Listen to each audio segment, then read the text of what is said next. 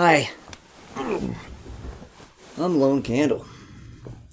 Are immigrants a burden upon the country by adding to U.S. debt? There are a few different ways to slice it. The short answer is no. The medium answer is we're all a burden because the United States spends more than it taxes. And the long answer is it depends.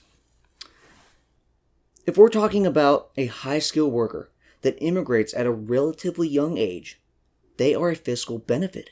They pay a lot of taxes and don't use a lot of social services. Older immigrants are less likely to be a fiscal benefit because they retire sooner. Low-skilled immigrants are more likely to use social services and don't pay much taxes because they make very little money. Directly, they are likely to be fiscally negative. But once you take into account the extra profits their companies make, cheaper prices that benefit everyone, the net benefit that immigrant labor provides to American labor through complementarity, the incentives cheap labor provides for low-skilled Americans to improve their skills, their efficiency improvement to geographical labor markets, the increased value of stocks, the rare geniuses that immigration allows to flourish in our country, the attraction of additional capital that all these benefits produce, and that the children of immigrants usually make more money than the children of natives, even low-skilled immigrants may be a fiscal plus. Some workers come here, work, then go home, and never take retirement. That improves their fiscal contribution. Another way to slice it is state and local versus federal.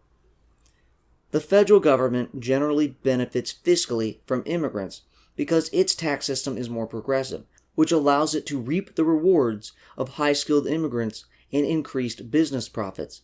Also, a large share of federal expenditures is for retirement-aged people, and the relatively young ages of immigrants allows the federal government to gain tax revenue before paying the expenses. State and local governments, on the other hand, pay the cost of educating immigrant children, which is quite expensive.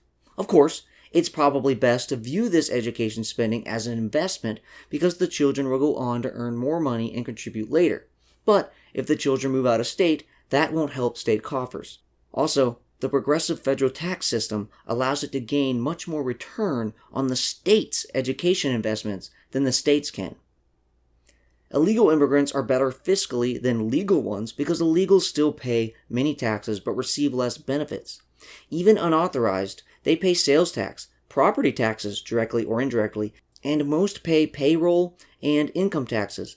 Unlike natives or legals, illegal immigrants don't get to claim Social Security when they're older and usually won't get tax code credits or a tax refund. The bottom line is, immigrants don't have a huge impact on the fiscal situation of the United States, so it's not a major positive or negative consequence.